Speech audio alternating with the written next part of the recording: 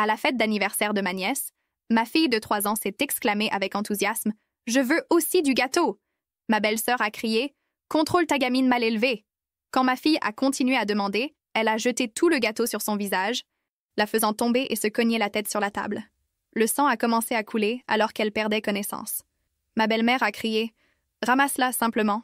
Nous ne pouvons pas avoir de drame à la fête de ma précieuse petite fille. » Je n'ai pas discuté.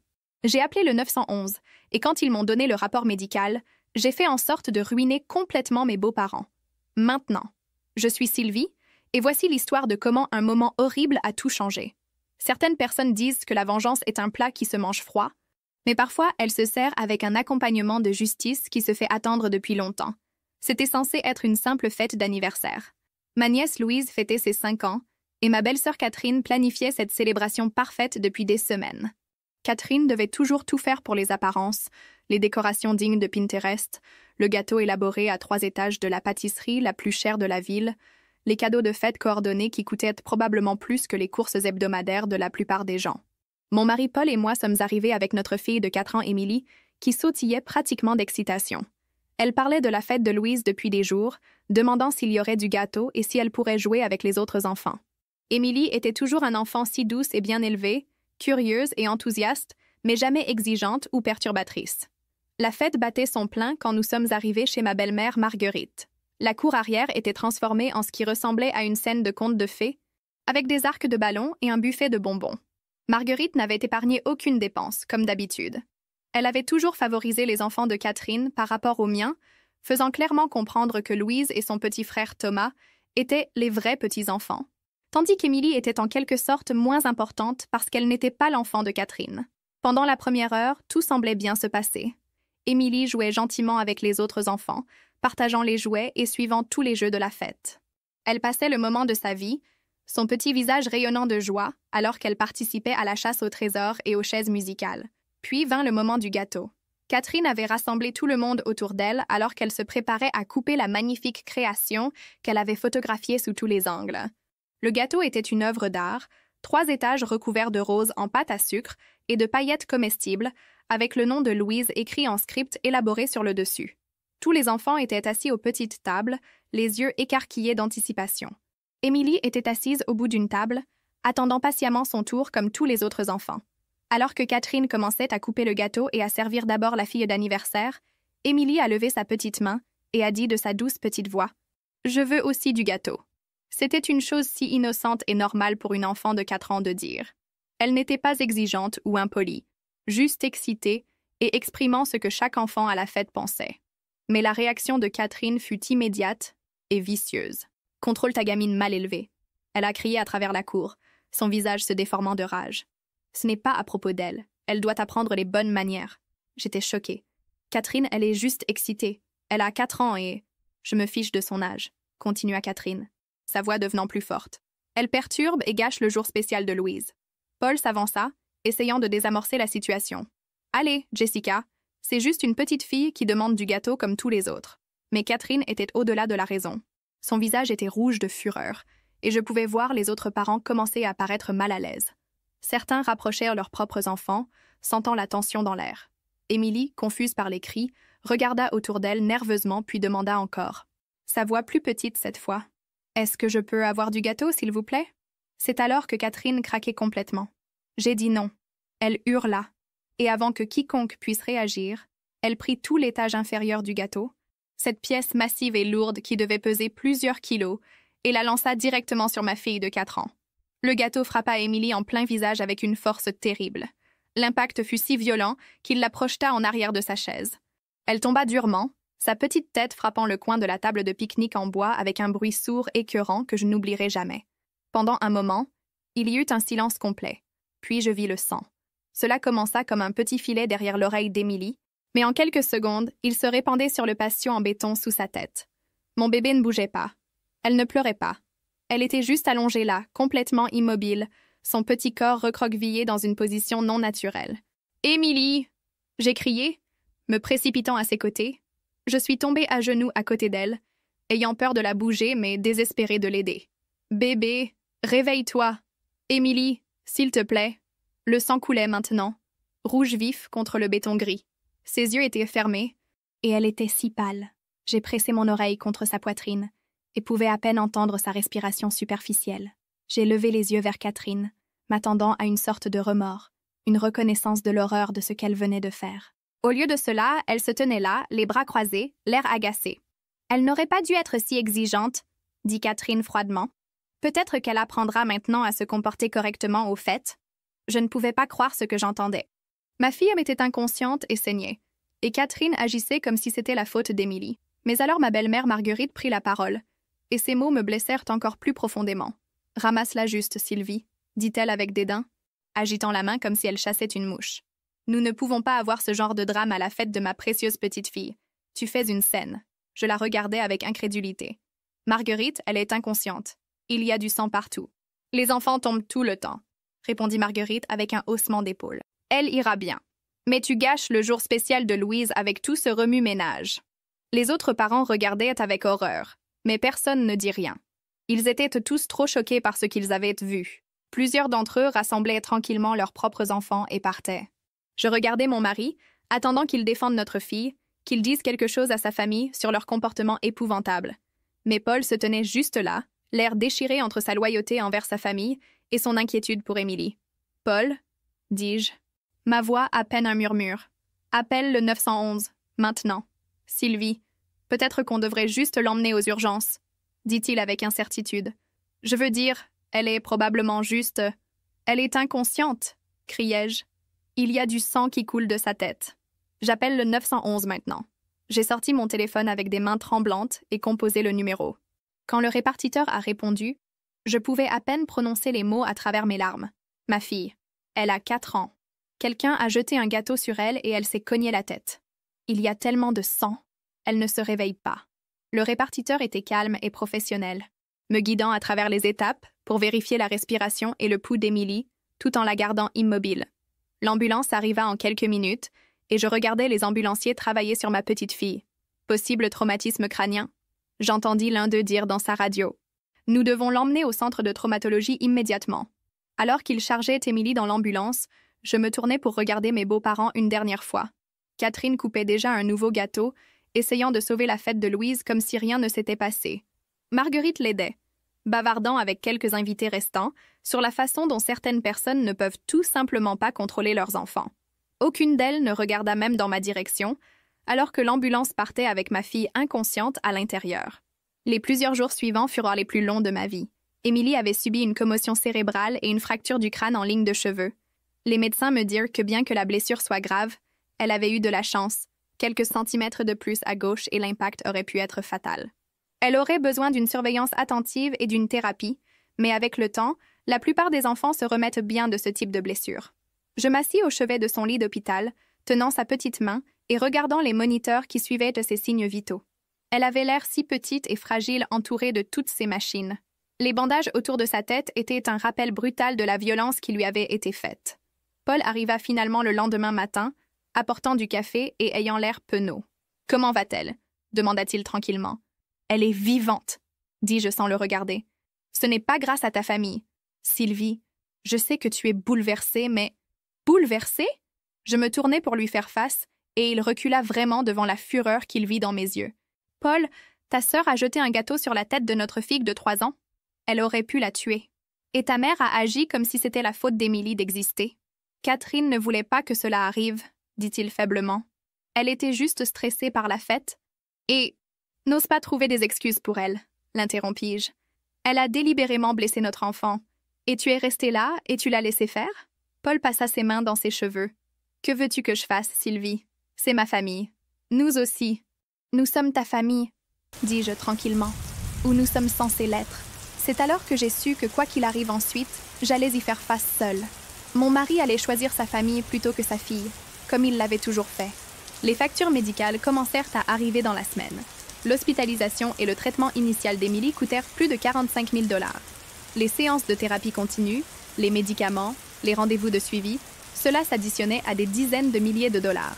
Notre assurance couvrait la plupart, mais nous faisions encore face à des dépenses substantielles de notre poche.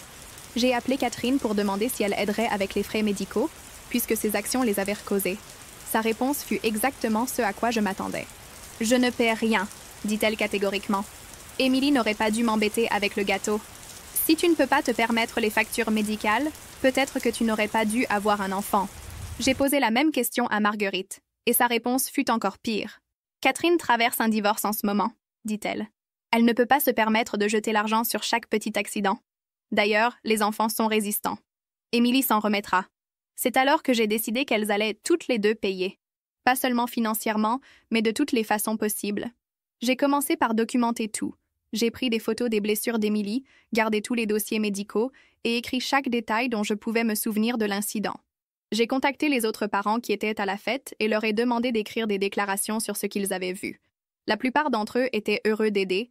Ils avaient été horrifiés par ce qu'ils avaient vu et voulaient s'assurer qu'Émilie obtienne justice. Puis j'ai appelé l'avocat.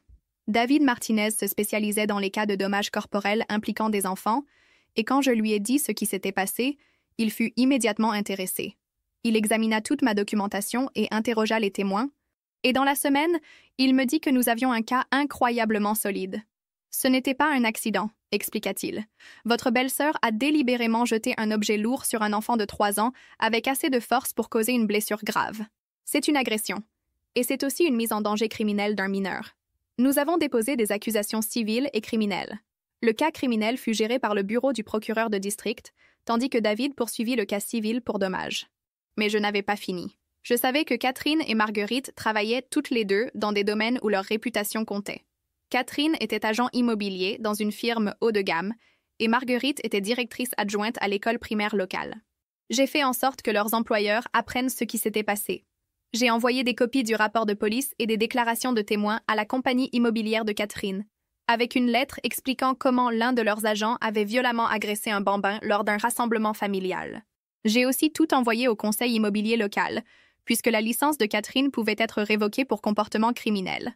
Pour Marguerite, j'ai contacté l'administration du district scolaire et le département d'éducation de l'État. Je soulignais que quelqu'un qui pensait qu'il était acceptable de minimiser la violence contre les enfants ne devrait probablement pas travailler dans une école primaire. Pendant que je construisais mon dossier, j'ai aussi commencé à enquêter sur Catherine et Marguerite plus minutieusement. Je voulais comprendre exactement quel genre de personnes j'affrontais, et ce que j'ai découvert n'a fait que renforcer ma résolution. Catherine, il s'avéra, avait un historique de comportement volatile que sa famille couvrait depuis des années. J'ai contacté son ex-mari, Thomas, qui était plus que disposé à partager ses expériences. Il me parla de l'ordonnance restrictive qu'il avait dû déposer pendant leur procédure de divorce après qu'elle lui ait jeté un vase pendant une dispute. Il me montra des photos des bleus sur ses bras où elle l'avait attrapé et des messages textes où elle avait menacé de le faire payer pour l'avoir quitté. Catherine a de sérieux problèmes de gestion de la colère, m'expliqua Thomas autour d'un café un après-midi. Elle ne peut pas gérer aucune situation où elle n'a pas le contrôle complet. La partie effrayante est la rapidité avec laquelle elle peut passer de charmante à violente. 1 minute, elle est l'hôtesse parfaite. La suivante, elle jette des objets et crie. Il me parla aussi d'incidents avec leurs enfants. Comment Catherine exploserait pour des infractions mineures, une fois faisant rester leur fils de 8 ans debout dans un coin pendant 3 heures, parce qu'il avait accidentellement renversé du jus sur son tapis blanc. Les dossiers de divorce montrèrent que Thomas avait obtenu la garde principale largement en raison des préoccupations concernant le tempérament de Catherine et ce que le psychologue de la cour avait appelé des patterns inquiétants de volatilité émotionnelle. J'ai essayé d'avertir Paul sur son comportement autour d'Émilie, continua Thomas. Je pouvais voir comment Catherine regardait votre fille comme si elle était un inconvénient, quelque chose qui détournait l'attention de ses propres enfants. Mais Paul trouvait toujours des excuses pour elle. Cette information était de l'or pour notre cas légal. David demanda immédiatement les dossiers de divorce de Catherine et les documents d'ordonnance restrictive. Le pattern de violence n'était pas isolé à ce qui était arrivé à Émilie, c'était parti d'un problème comportemental plus large qui faisait de Catherine un danger pour. Le parcours de Marguerite était également révélateur. J'ai passé des heures à parcourir les anciens comptes rendus de réunions du conseil scolaire et à parler à des enseignants actuels et anciens de son école. Ce que j'ai trouvé peignait le portrait de quelqu'un qui dirigeait par intimidation et favoritisme. Plusieurs enseignants me dirent, officieusement, sur le traitement que Marguerite réservait aux étudiants qu'elle jugeait problématique. Il y avait le cas de Marc, un enfant de 7 ans avec TDAH, que Marguerite avait fait s'asseoir seul dans le couloir pendant 1 semaine entière parce qu'il perturbait la classe. Quand ses parents se plaignirent, elle leur dit qu'ils devraient considérer l'école à la maison s'ils ne pouvaient pas gérer les conséquences du comportement de leur fils. Puis il y eut l'incident avec Sofia, une élève de 3e année dont la famille avait récemment immigré du Mexique. Sophia apprenait encore l'anglais et avait parfois du mal à comprendre les instructions. Au lieu de fournir un soutien supplémentaire, Marguerite avait recommandé que l'enfant redouble, disant aux parents que certains enfants ne sont tout simplement pas faits pour le succès académique. L'histoire la plus accablante vint de Jeanne, une enseignante de maternelle qui avait travaillé sous Marguerite pendant 5 ans avant de se transférer à une autre école. Marguerite n'avait rien à faire avec les enfants, me dit Jeanne lors d'une conversation téléphonique. Elle voyait les enfants comme des problèmes à gérer, pas comme des personnes à nourrir. Elle jouait constamment aux favoris. Les enfants de familles aisées recevaient un traitement spécial, tandis que les enfants de foyers de classe ouvrière étaient traités comme des fardeaux. Jeanne décrivit comment Marguerite faisait des commentaires dédaigneux sur les enfants qui venaient à l'école en vêtements usés ou avec des cartes de repas gratuits. Elle les appelait ses enfants et semblait prendre plaisir à trouver des raisons de les suspendre ou de les discipliner. La goutte qui a fait déborder le vase pour moi fut quand elle refusa de permettre à un élève de 4e année d'appeler sa grand-mère après qu'il soit tombé malade à l'école, continua Jeanne. Les parents du garçon travaillaient tous les deux en double équipe et sa grand-mère était son contact d'urgence. Mais Marguerite dit qu'elle n'avait pas le temps de s'occuper du drame familial et le fit s'asseoir dans le bureau de l'infirmière pendant 4 heures jusqu'à ce que ses parents puissent de quitter le travail. Armée de cette information, j'ai contacté plus de familles qui avaient eu des expériences négatives avec Marguerite. J'ai trouvé 12 parents disposés à fournir des déclarations sur son traitement inapproprié de leurs enfants. Certaines des histoires étaient déchirantes, des enfants rentrant chez eux en larmes parce que la directrice adjointe les avait humiliés devant leurs camarades de classe, des parents se faisant dire que leurs enfants étaient inaptes à l'enseignement quand ils avaient simplement besoin de soutien supplémentaire. David était ravi de cette preuve supplémentaire. Cela montre un pattern clair de mépris pour le bien-être des enfants, expliqua-t-il. La réaction de Marguerite à la blessure de votre fille n'était pas une aberration. C'était cohérent avec son manque fondamental d'empathie pour les enfants. Pendant ce temps, la récupération d'Émilie s'avérait plus compliquée que nous l'avions initialement espéré. Le neurologue expliqua que les traumatismes crâniens chez les jeunes enfants révélaient souvent leur impact complet au fil du temps, alors que le développement de l'enfant progressait et que de nouveaux défis émergeaient. Nous voyons des signes inquiétants, me dit le docteur Rodriguez lors d'un de nos rendez-vous de suivi réguliers. La mémoire à court terme d'Émilie a été affectée, et elle montre des signes de difficulté avec la fonction exécutive, des choses comme la planification, l'organisation et le contrôle des impulsions. L'orthophoniste avait des préoccupations similaires. Émilie avait du mal à trouver des mots parfois, et sa capacité à suivre des instructions à plusieurs étapes avait été compromise. Ce qui semblait être des problèmes mineurs immédiatement après l'accident étaient maintenant clairement des symptômes de dommages cérébraux plus significatifs. La bonne nouvelle est que le cerveau des enfants est remarquablement plastique, expliqua l'orthophoniste. Avec une thérapie intensive, beaucoup de ces problèmes peuvent s'améliorer significativement. Mais ce va être un long processus, possiblement des années. Chaque nouveau défi qu'Émilie affrontait ne faisait qu'alimenter ma détermination à faire payer Catherine et Marguerite pour ce qu'elles avaient fait. Ce n'était pas juste à propos du traumatisme immédiat. Elles avaient potentiellement affecté tout l'avenir de ma fille, sa capacité à apprendre et réussir à l'école, sa confiance et son estime de soi. Les séances de thérapie étaient déchirantes à regarder. Émilie devenait frustrée quand elle ne pouvait pas se souvenir d'instructions simples ou quand les mots ne lui venaient pas. Elle me demandait pourquoi elle ne pouvait plus penser aussi bien qu'avant, pourquoi certaines choses qui étaient faciles avant étaient maintenant si difficiles. « Est-ce que j'ai fait quelque chose de mal, maman ?»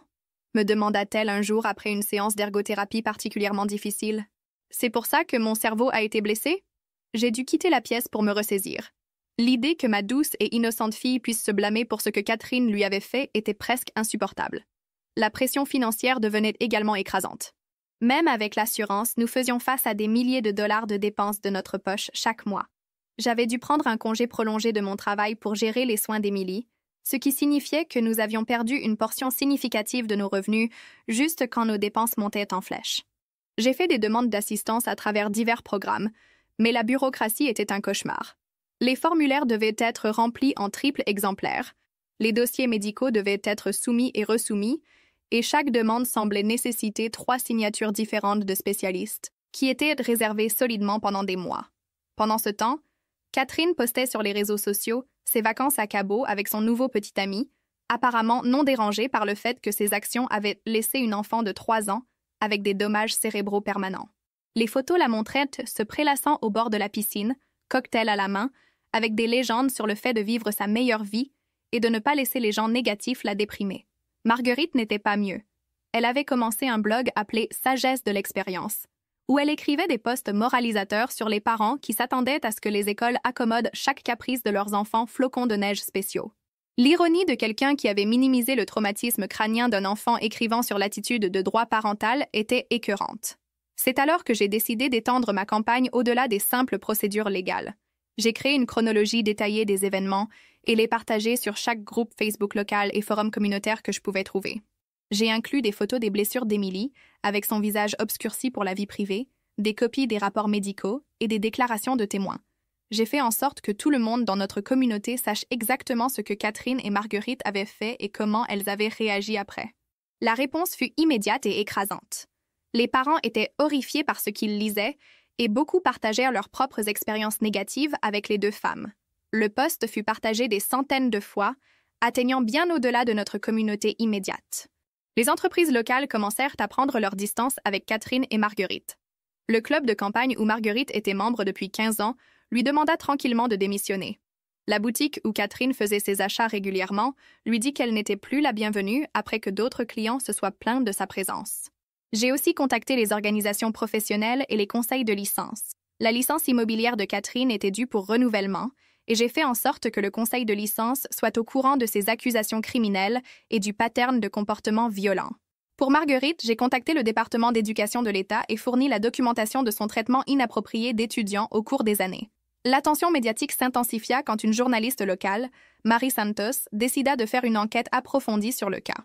Elle interviewa les témoins, examina les documents de cours et parla avec d'autres familles qui avaient eu des expériences négatives avec Marguerite dans son rôle de directrice adjointe. La série d'articles qui en résulta peignit un portrait dévastateur des deux femmes. Les gros titres étaient brutaux. Agent immobilier local accusé d'agression sur un bambin. L'historique d'une directrice adjointe de minimiser les préoccupations des étudiants. Et famille cherche justice après blessure, menaçant la vie d'un enfant. L'enquête de Marie découvrit des informations encore plus troublantes. Elle trouva que Marguerite avait été réprimandée par le district scolaire 2 fois dans les 5 dernières années pour interactions inappropriées avec les étudiants et les parents, mais les actions disciplinaires avaient été gardées confidentielles. Le conseil scolaire, face à la pression publique, finit par publier une déclaration reconnaissant des patterns inquiétants de comportement et promettant une révision complète des politiques de personnel. La révélation la plus dommageable vint quand Marie obtint des enregistrements audio de réunions du conseil scolaire où Marguerite avait fait des commentaires dédaigneux sur les étudiants avec des difficultés d'apprentissage et des besoins spéciaux. Dans un enregistrement, on pouvait l'entendre dire que certains enfants ne sont tout simplement pas capables de suivre les standards académiques normaux et suggérant que les parents d'étudiants en difficulté devraient accepter la réalité plutôt que de pousser pour des accommodations. Les parents de la communauté étaient outrés. Des pétitions commencèrent à circuler demandant la cessation d'emploi immédiate de Marguerite, et des manifestations furent organisées devant le bureau du district scolaire. Le hashtag « Pige vires Marguerite Anderson » commença à être tendance sur les réseaux sociaux locaux. La situation de Catherine se détériorait tout aussi rapidement. Son avocat de défense criminelle lui avait conseillé de garder un profil bas, mais elle semblait incapable de rester hors des projecteurs. Elle donna une interview à une station de radio locale où elle essaya de se présenter comme la victime, prétendant que j'étais engagée dans une campagne vicieuse de harcèlement contre sa famille. « Tout ce que j'ai fait, c'est jeter un morceau de gâteau », dit-elle pendant l'interview. « Les enfants tombent tout le temps. Cette femme essaie de détruire ma vie pour un accident. » L'interview eut l'effet inverse spectaculaire. Les auditeurs appelèrent pour exprimer leur dégoût de la caractérisation que Catherine faisait de l'incident comme « juste jeter du gâteau ». La station de radio reçut tant de plaintes qu'elle publia des excuses publiques pour lui avoir donné une plateforme pour minimiser l'agression d'un enfant.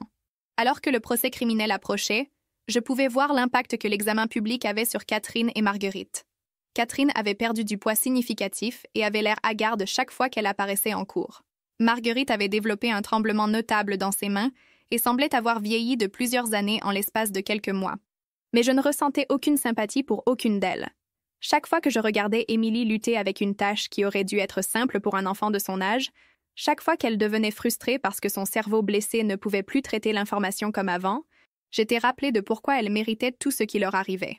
La semaine avant le début du procès, l'avocat de Catherine approcha David avec une offre de négociation de plaidoyer.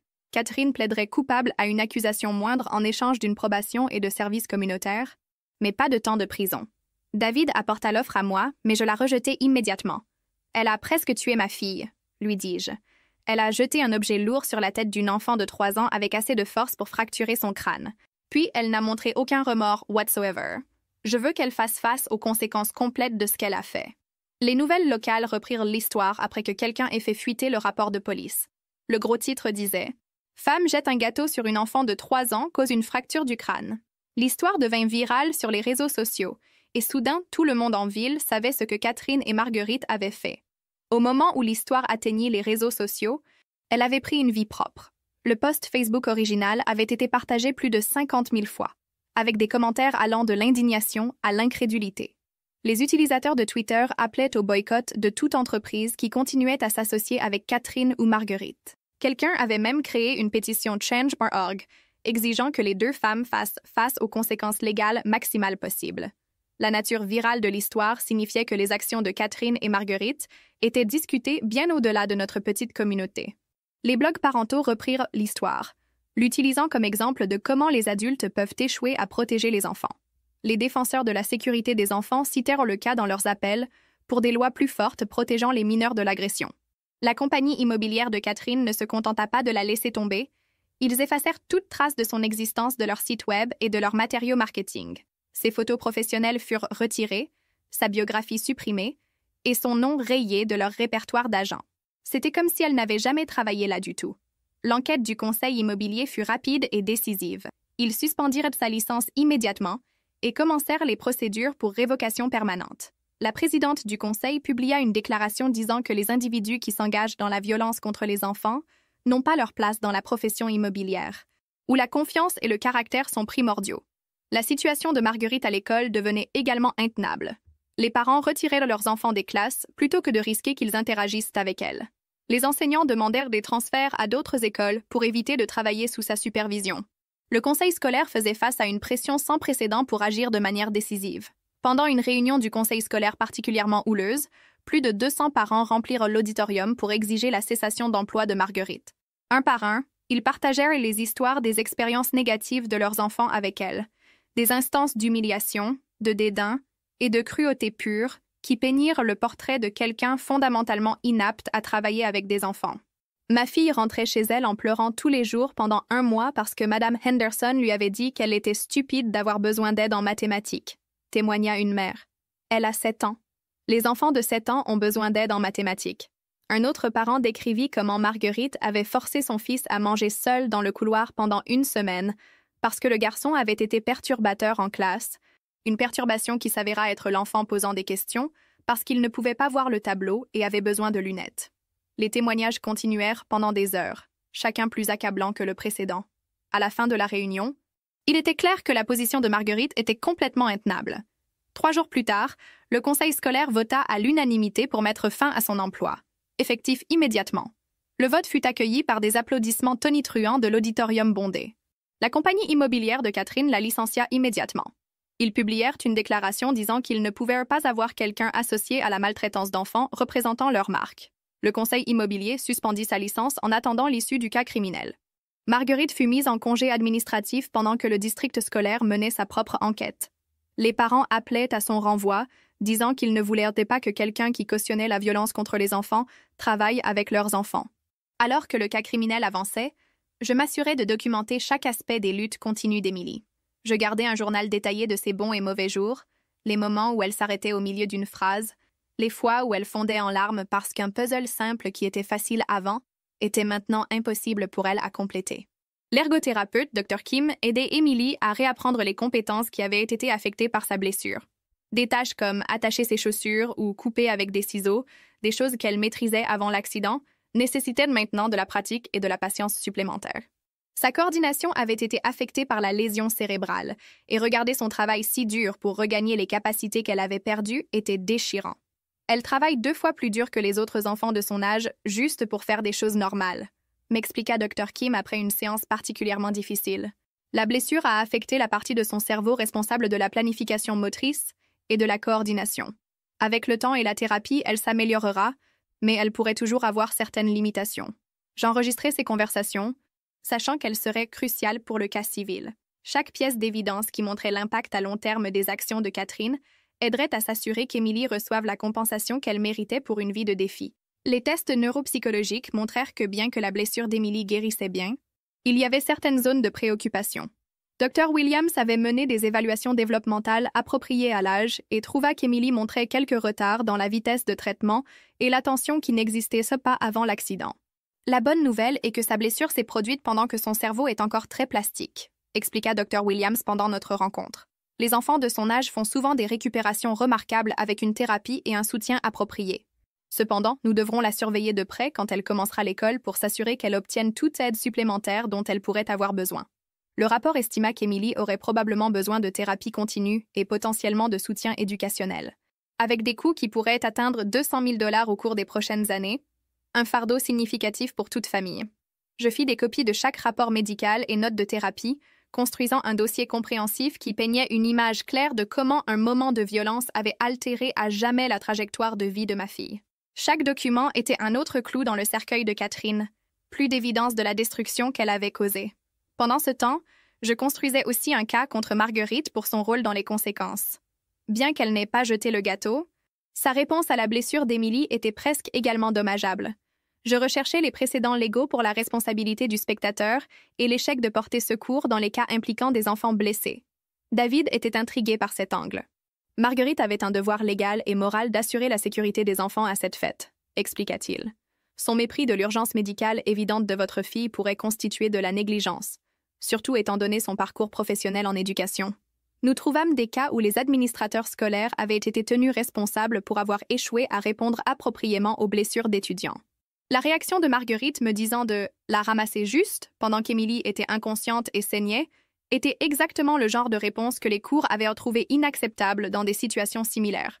J'ai aussi découvert que Marguerite avait menti à la police dans sa déclaration initiale. Elle avait prétendu qu'Emily était juste tombée en jouant et minimisé la sévérité de ses blessures. Le rapport de police montrait que Marguerite avait dit aux officiers qu'Emily pleurait juste pour une bosse sur la tête. Cette découverte mena à des accusations supplémentaires contre Marguerite pour avoir fourni de fausses informations à l'application de la loi et l'expression de la justice. Le procureur construisait un cas que les deux femmes avaient non seulement causé du mal à Emily, mais avaient ensuite activement travaillé pour couvrir la sévérité de ses conséquences. L'enquête révéla aussi que Catherine avait bu en fête. Plusieurs témoins mentionnèrent qu'elle avait consommé du vin tout l'après-midi, et un parent se souvenait spécifiquement qu'elle remplissait son verre plusieurs fois.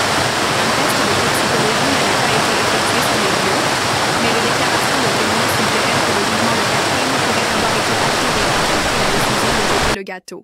Cette information ouvrit des avenues supplémentaires pour la responsabilité criminelle et civile.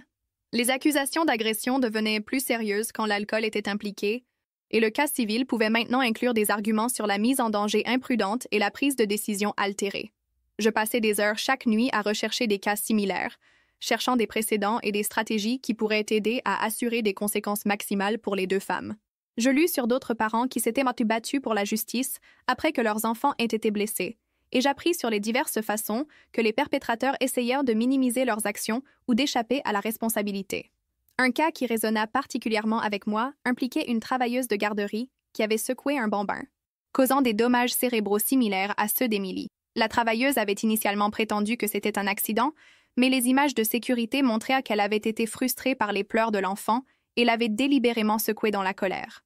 Les similitudes avec le cas de Catherine étaient frappantes. Les deux impliquaient des adultes qui avaient perdu le contrôle et déchargé leur colère sur des enfants sans défense. Le cas de la garderie avait résulté en pénalités criminelles significatives et un jugement civil de plusieurs millions de dollars. Le précédent me donna l'espoir que nous pourrions atteindre des résultats similaires dans notre cas. Je recherchai aussi l'historique d'emploi de Marguerite plus minutieusement et découvris qu'elle avait été nommée comme défendresse dans 2 poursuites précédentes impliquant le bien-être des étudiants. Les 2 cas avaient été réglés hors cours avec des accords de confidentialité, mais je pus trouver des références à eux dans les bases de données de dépôt de cours. Un cas impliquait un étudiant qui avait été blessé lors d'une sortie scolaire, quand Marguerite avait soi-disant échoué à suivre les protocoles de sécurité appropriés. L'autre concernait un enfant avec des besoins spéciaux qui avait été inappropriément discipliné et humilié devant ses camarades de classe.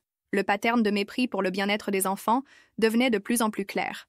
David demanda les dossiers des 2 cas précédents, argumentant qu'il montrait un pattern de négligence qui était pertinent à notre poursuite actuelle.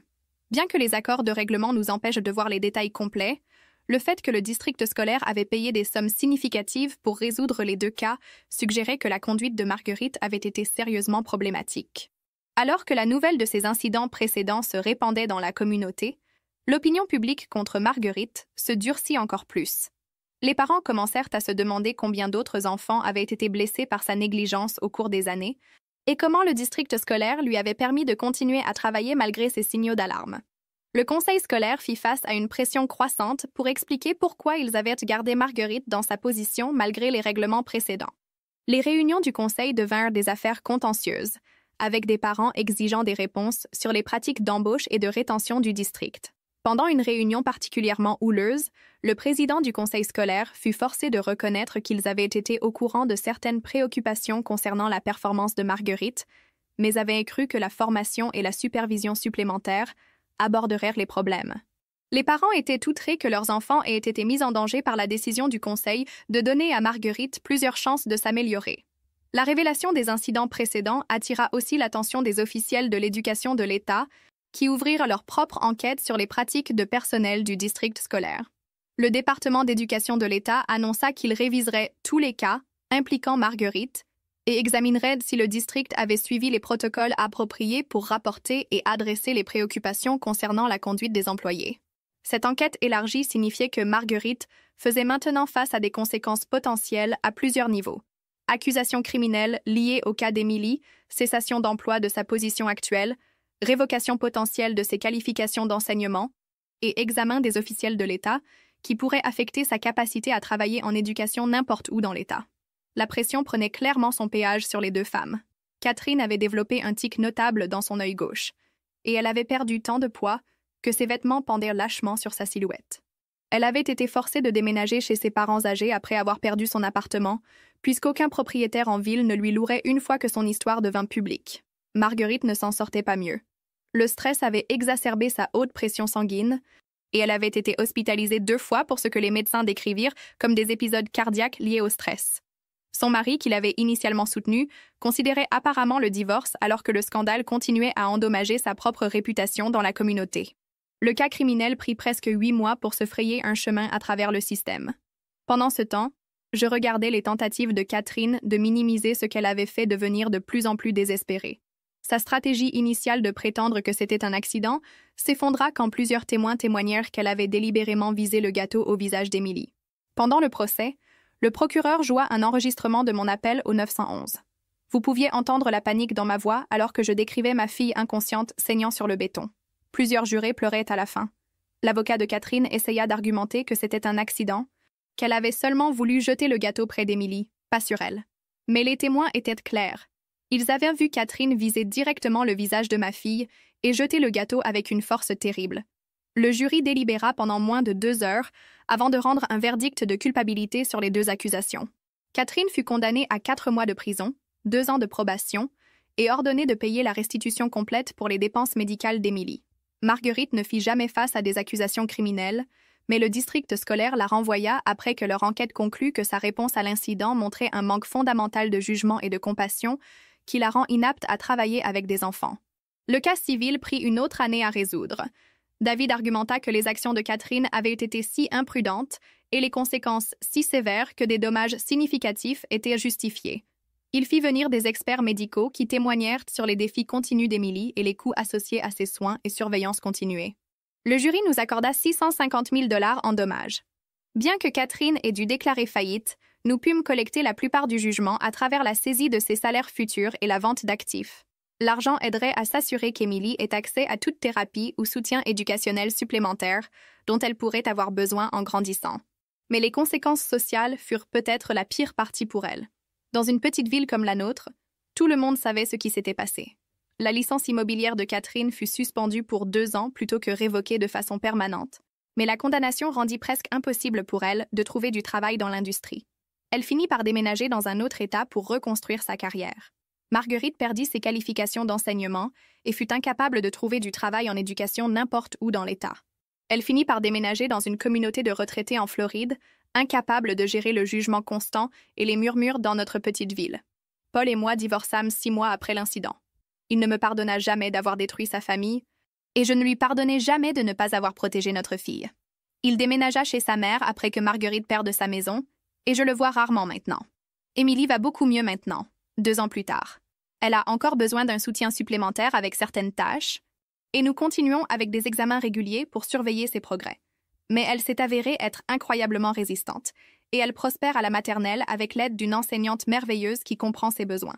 Nous avons utilisé une partie de l'argent du règlement pour déménager dans une ville différente, où nous pourrions commencer frais sans les rappels constants de ce qui s'était passé. Émilie s'est fait beaucoup d'amis qui ne connaissent pas son traumatisme passé, et elle est, comme tout autre enfant de 6 ans, pleine de curiosité et de joie. Parfois, les gens me demandent si je me sens coupable de ce qui est arrivé à Catherine et Marguerite. Ils disent que je suis allée trop loin, que j'ai ruiné leur vie pour ce qui était essentiellement un moment de mauvais jugement. Mais je ne me sens pas coupable du tout. Ce que Catherine a fait à ma fille n'était pas un moment de mauvais jugement, c'était un acte délibéré de violence contre un enfant sans défense. Et leur réaction après, minimisant ses blessures et refusant de prendre la responsabilité, montra exactement qui elles étaient vraiment. Je pense souvent à ce jour, et je suis toujours frappée par la rapidité avec laquelle tout a changé. Un moment, Émilie était une petite fille heureuse, excitée par le gâteau d'anniversaire. Le suivant, elle se battait pour sa vie parce que 2 adultes décidèrent que leur convenance était plus importante que sa sécurité.